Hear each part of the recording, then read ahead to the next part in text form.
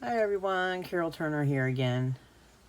I thought I'd do a short little video to show you how to put handles on your drill bits. I don't have one of those drill pens, and the only way that I drill holes in my jewelry is using my rotary tool. And I think when it comes to polymer clay, you really don't need something as powerful as a rotary tool to put a hole for a jump ring or something. Especially when you're covering it with resin, it can cause just from the power of the rotary tool, it can cause the resin to separate from the clay underneath it. And then you damage your jewelry. So when it comes to drilling a hole through polymer clay or resin pieces or resin covered polymer clay, you don't need nothing as powerful as a rotary tool. So and I don't have a drill pen. So, and for the longest time, I've been using my rotary tool to drill the holes and everything because I don't have a drill pen. And all of a sudden it came to me that I have this tool here. It's just my needle tool. And I didn't have one that had a handle on it. So I just took me one of these, they're actually metal kitchen skewers with the tip on it, needle tip on it. And that's what I use as a needle tool. So I just took one of them and covered the handle with actually this handle is covered with some aluminum foil first, and then I layered some clay around it. But this time I'm just going to roll up some clay to stick around these drill bits. I've already done it to 2. And they're under an inch in diameter, so they should be just fine. I've been trying to find something to use for my Sculpey 3 clay anyways. Sculpey 3 clay I won't use on jewelry or anything, especially if it's something that I'm going to be selling to other people or giving to other people, because I want my work to be a quality, and using Sculpey 3 is not quality. So I don't want to give something to somebody or sell something to somebody and then down the road or even right after they get it, it all of a sudden breaks because it's made of Sculpey 3. But I had a bunch of Sculpey 3, and because when I first started claying, I was using Sculpey 3, and I had no idea that Sculpey 3 wasn't the best clay to be using to well, if you're just messing around or you're a little kid or something like that, is one thing. But if you're wanting to make jewelry to sell or to give as gifts or something, you don't want to use Sculpey 3. Not for serious people. Anyways, so I've got all the scrap Sculpey clay I've been trying to figure out what to do with anyways, so we're just going to throw some of it together. And this one right here, I've got some of these left over from, I was doing Natasha beads with this stuff. And so I wrapped this one with that. And then this one's just some clay like this that I just threw together. And I think we'll do a smaller piece, because we're doing the smaller drill bits now. So the bigger drill bits, I'd like a bigger handle, but now that we're going to the smaller drill bits, I would like a smaller handle. This stuff is so soft. It's just, takes nothing to knead it up. And you don't even need your clay machine to knead it up. And that's how soft it is. And you can see your fingerprints all in it. I mean, just real bad. And you can see your fingerprints in any clay. But, I mean, you can really see your fingerprints in this stuff.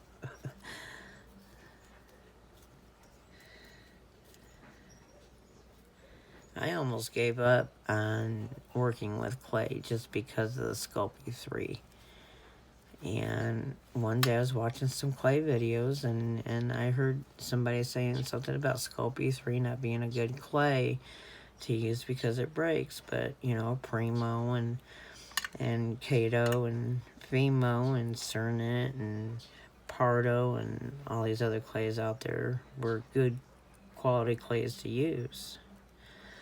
So you're gonna knead it up until it's good and soft, and then you're gonna shape it into a barrel into a round barrel.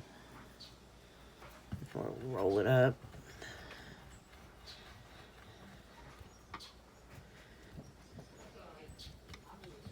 Try and keep your ends straight. Anyways, I mean, you don't have to. It's just a little handle. It doesn't matter whether it's perfectly straight or not. You know, it's just a handle for your drill bit. But I'm preferring mine to be straight. I can be OCD sometimes. Which is another reason why I don't get some projects done, because I can be a little too OCD, and I just think that there's always something wrong with them, and that they just don't look that great. So I've got to do something more to it. And then I end up overdoing it.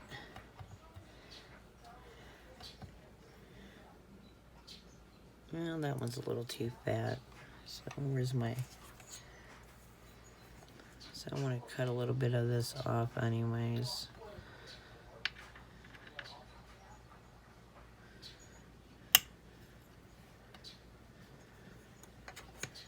I like to be able to identify my drill bits real easily just by their size. I mean, I guess I can do a different color for each one, but I think I'll just do it by size. See these two? That's my biggest drill bit, so that's bigger. That's the next smallest one, so that's smaller. And we're gonna make this one a little bit skinnier and a little bit shorter.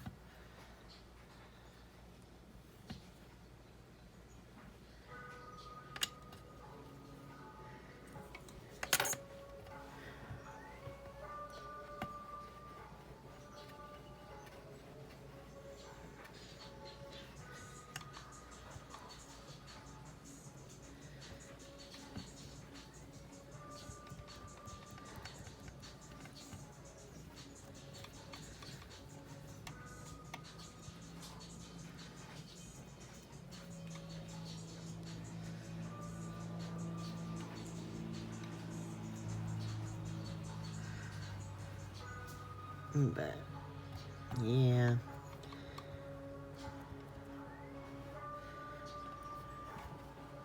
like I was saying earlier, it's ridiculous to use a rotary tool when drilling through polymer clay. It's so easy to drill through, but you can't take this little thing right here and sit there and twist it and drill through the clay. It's a little too hard to do it that way.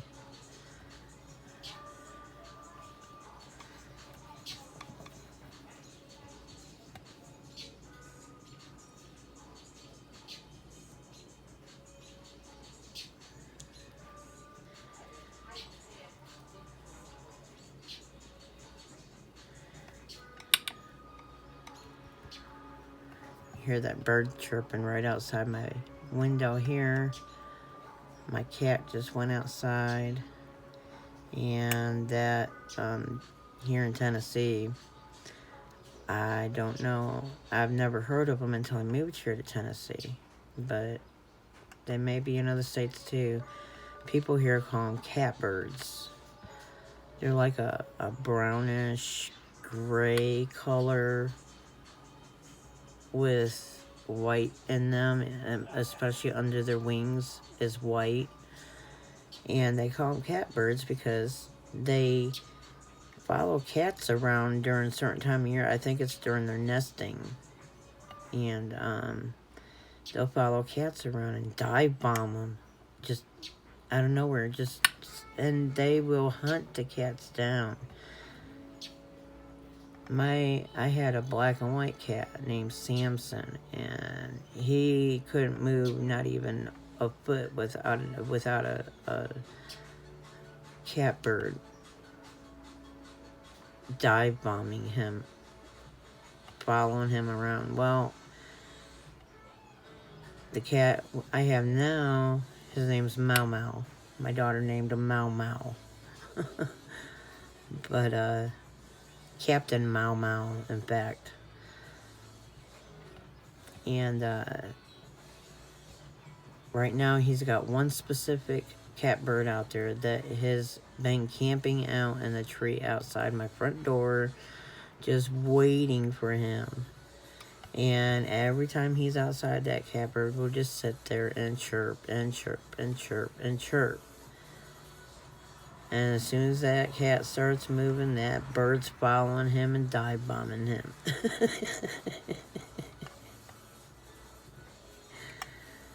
I don't like how I got these.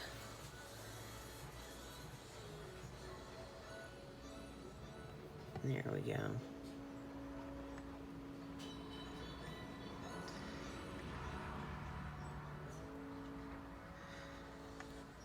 I was sitting here playing with that forever, trying to get them out of there.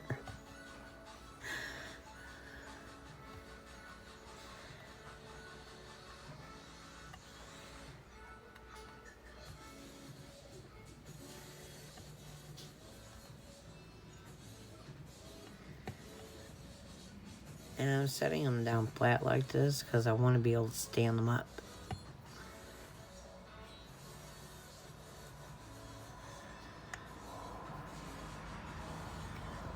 Okay. Now you just want to try and find your center as best as possible.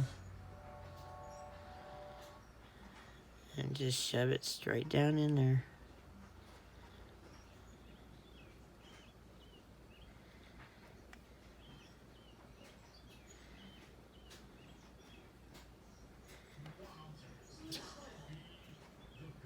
No, I don't have any bacon bond.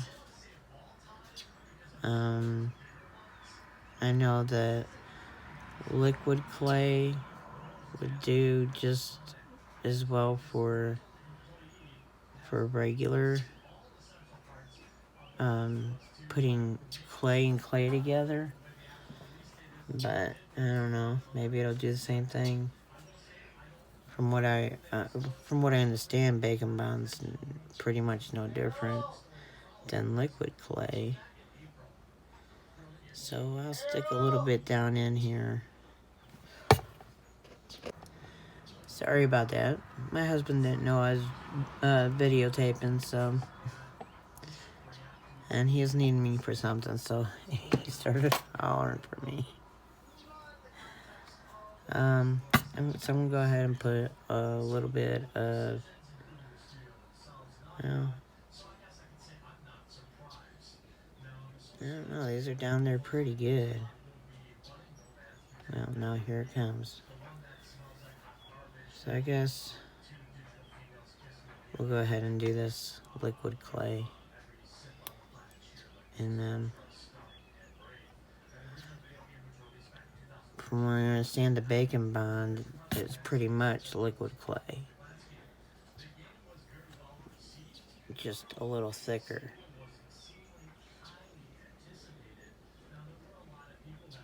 But if this doesn't hold, all we gotta do, after it's been baked, if it comes back out, doesn't hold in there, all we gotta do is put a little E6000 down in there or something. Or some crazy glue.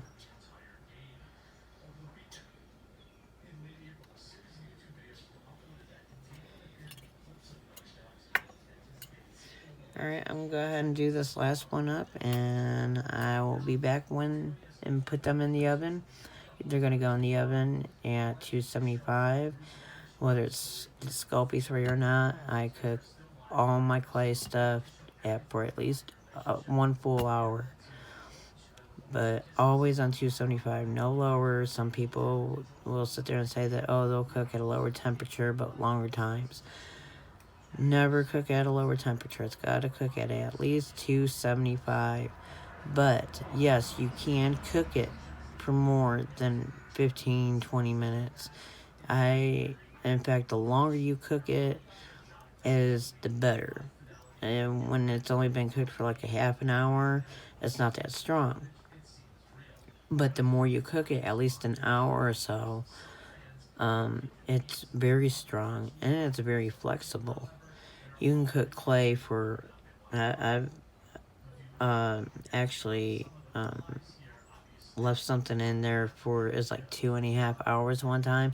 I totally forgot all about it. And it wasn't burnt or nothing. And it was strong as ever, you know, and it was very flexible and everything. I was able to bend that sucker back and forth every which way you can, and it was strong and flexible. So, but always cook at 275. As soon as these are baked up, I'll be right back. Another thing I'd like to point out to you about Sculpey 3 is look what it does to your hands. It leaves all this clay residue all over your hands. Primo and Kato clay and Fimo clays like that don't do that. But it leaves a clay residue on your hands. The color of the clay is just all over embedded in my hands right now. And that just don't happen whenever I use Primo or Kato or something. But that's just another reason why I don't like using Sculpey 2. Not, you know, but it's not a very good quality clay either, so it doesn't matter. I mean, it's good to use for projects like this, for, you know, just something for your own personal use, like your little tools or something like that, you know. Or if you need some clay because, you know, you got a child around that needs to, you know, play with something. You know, you can give them the Sculpey 3 you got. Let them play with it. You know, let them model something. But other than that, I do have a video that I'm working on currently, and I'm trying to get it out to y'all, but it's my very first project video, and I took way too long doing it. I realized I was being very OCD about stuff, and I kept changing different stuff, and I wasn't happy with it, and then I was happy with it, and I wasn't happy with it. And so it's just taking me forever to get it edited, to get it out there to y'all. But now I know to just, you know, just, I'm doing this to have fun, you know. It doesn't matter if, you know, it would be nice to have a popular channel to where all kinds of people want to watch me. And hopefully people out there want to watch. You know, and then maybe at the same time I can also hear from y'all, you know, on something that you can teach me. I'm always willing to learn something new. That's one of the reasons why I love crafting, because I'm always trying something new. I don't stick with just clay. I also do jewelry making, wire wrapping, I crochet. I also work with resin, making jewelry out of resin. I haven't tried resin pouring yet. I've also been wanting to try leather making and leather work and stuff, you know. I'm always wanting to learn something new. So, and I don't care where the information comes from either. If somebody wants to give me some tip on how to do something better than the way I'm doing it, then great. I'm all for it, you know. Give me some comments. Give me some thumbs up, please. Hopefully some likes and shares and some subscribers too. That'd be very nice. But I'm going to get you some more videos out here as soon as I can get them out to you. Like I said, I'm working on this one that I'm still editing. And as soon as I'm done with this one, I'm going to get another project out there to y'all. Or some more tips or hints or something, you know. But if you guys have anything y'all like me to try or something, you know, holler at me, give me a comment. Maybe I can try it. But thank you. Like and subscribe, please. Okay, I'm back. They're out of the oven. They're cooled off. But, you know, they turned out great. Now I got something to sit there and hand drill, you know. And I've got one of each size. I've got my largest to mediums to my small ones. Even a little bitty one.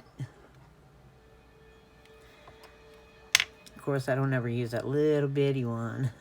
I always go straight for that one first. Then I go to the next size hole, to the next size hole, to the next size hole. I do one at a time until I've gotten a big enough hole to fit whatever jumpering I'm putting in at the time. But I hope this was a big help to you to be able to make your own someday. If you hadn't thought of it yourself already, you know, it's not really something all that great to think of. I mean, there's other people out there that thought of the same thing, I'm sure. Well, actually, I've seen other people with hand tools with clay wrapped around them, now that I think about it. But when I first did it on this one, I had no idea anybody had done it, you know. I mean, this was before all the videos were out there and stuff, you know, so I just needed a handle put on a needle so I can have a needle tool for working with my clay. But yeah, I'm got plenty other ideas on more projects coming up, so look out for them. Bye, y'all.